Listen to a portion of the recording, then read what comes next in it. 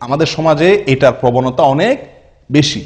মানুষ পালক পুত্র রাখে, পালক মেয়ে রাখে এবং এদেরকে মোটামুটি নিজের ছেলে হিসাবে সব জায়গায় পরিচয় করায়, আর এরাও ওই লোকের বাবা এবং তার স্ত্রীকে মা ডাকে।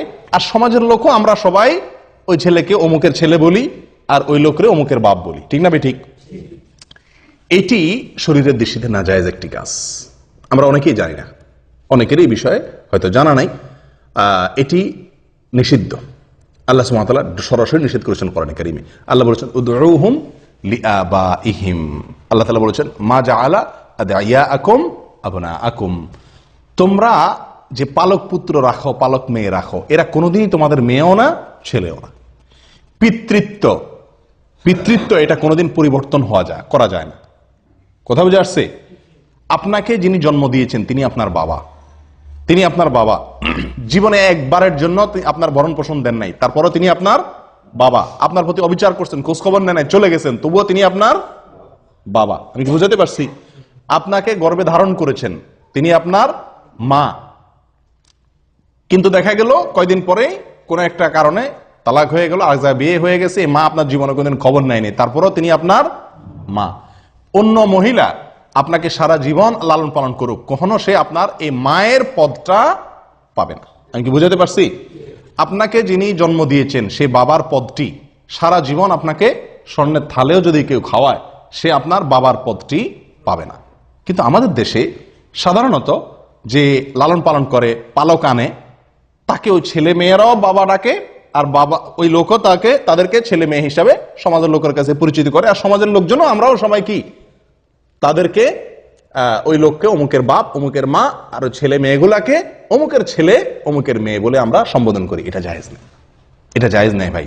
এবং এই নাজায়েজ কাজটি আমাদের সমাজে হাজার হাজার মানুষ করতেছে অবলীলায়, না জেনে। নিষেধ, সরাসরি নিষেধ। নবী সাল্লাল্লাহু আলাইহি সাল্লাম যায়েদ ইবনে হারেসা রাদিয়াল্লাহু তাআলা আনহুকে পালক আনছিলেন, পালক আনার মতো এরকম তাকে লালন পালন করছিলেন। তো লোকেরা, সাহাবীরা সবাই বলা বলি করতে শুরু করছে, যায়েদ ইবনে মুহাম্মদ, যায়েদ ইবনে মুহাম্মদ, মানে মুহাম্মদ সাল্লাল্লাহু আলাইহি সাল্লামের ছেলে, এরকম বলা শুরু করছে। তখন আল্লাহ তাআলা আয়াত নাযিল করছেন, না, লালন পালন করা এটা ভালো জিনিস, পালক আনা এটা খারাপ না। বিশেষ করে যদি পালকটা এই জন্য আনা হয় যে আপনি একটা শিশুকে কি করলেন, ভরণ পোষণের ব্যবস্থা করলেন, তার অভিভাবক হলেন, তার পড়াশোনার ব্যবস্থা করলেন, তাকে শিক্ষিত করলেন, তাকে বড় করে দিলেন, লালন পালন করে দিলেন, এটা ভালো কাজ। বিশেষ করে যদি কোনো গরিবের সহায়তার জন্য হয়, অথবা কোনো ছেলে মেয়ের মা বাপ নাই বা তারা খরচ দিতে পারে না, এক্ষেত্রে যদি আপনি লালন পালন করেন, এটা অত্যন্ত কি ভালো কাজ। কিন্তু আপনি লালন পালনের বিনিময়ে কখনো তার বাবা হতে পারবেন না, আর ছেলেও আপনার কোনোদিন ছেলে অথবা মেয়ে আপনার কোনোদিন মেয়ে হতে পারবে না। আমি কি কথা বুঝাতে পারছি? এটা সরাসরি নিষেধ করেন না। নবী সাল্লাল্লাহু আলাইহি সাল্লামের বেলায় এই সুযোগ হয় নাই, তাহলে আমাদের বেলায় কি এই সুযোগ হওয়ার সুযোগ আছে? আর নাই, কারোর জন্য নাই। এখন কথা হলো, আমাদের দেশে যে পালক পুত্র পালক মেয়ে আনে, বেশিরভাগ মানুষ আনে কি জন্য? নিজের হয়তো ছেলে হয় না, মেয়ে হয় না, যার ছেলে হয় না সে একটা ছেলে আনে, যার মেয়ে হয় না সে একটা মেয়ে আনে, যার কিছুই হয় না সে ছেলে মেয়ে একটা কিছু আনে, ঠিক না ভাই? ঠিক।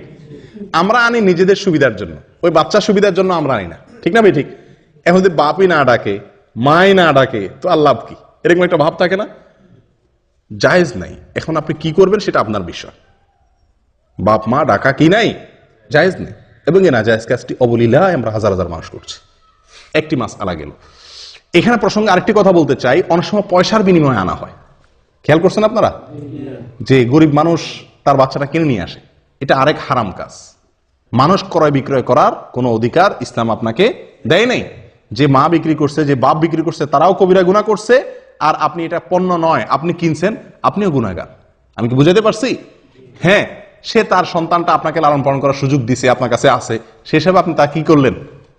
খুশি হয়ে তারা কিছু হাদিয়া তোফা দিলেন, সেটা ভিন্ন জিনিস। যে তার মন খারাপ হতে পারে, তার একটু আমি সহযোগিতা করলাম, সেটা ভিন্ন জিনিস। কিন্তু এর চাইতে বড় বিষয় হলো, আপনি যদি 1 কোটি 10 কোটি 20 কোটি 50 কোটি না, সারা পৃথিবীও দিয়ে দেন, কাকে? ওই সন্তানের গর্ভধারিণী মাকে, তার জন্মদানকারী বাবাকে, তবুও আপনি কোনোদিন তার বাবা এবং মা হতে পারবেন না। এই সুযোগ নাই। মনে চাইতেছে বাচ্চা পালন করার, পালাতে বাধা নেই, কিন্তু বাবা হতে পারবেন না, মাও হতে পারবেন না। দ্বিতীয় কথা হলো, এই যে সন্তানটা, এই সন্তানটা বড় হইলে, ছেলে হইলে ওই যে মহিলার ঘরে লালন পালন হয়েছে সে মহিলার সঙ্গে তার পর্দা করা কি ফরজ, কারণ এই সন্তান তার কি না, পেটের সন্তান না। আবার যদি মেয়ে লালন পালন করে তাহলে যে বাবা মতো যে লালন পালন করছে, যার বাসা লালিত পালিত হয়েছে, ওই পুরুষের সাথে এই মেয়ের দেখা দেওয়া কি হারাম। আমি কি বুঝাতে পারছি? কিন্তু এটার উপরে আমল করে কে? এখন কথা হলো, একই ঘরে থাকলে এই ছেলেকে এই মেয়েকে সারা জীবন লালন পালন করলাম ছেলের মতো মেয়ের মতো করে, তার বাপ মা খুশি হয়ে আমার কাছে লালন পালন করার সুযোগ দিছে, তো এটা কিভাবে সম্ভব যে তার সাথে পর্দা করব?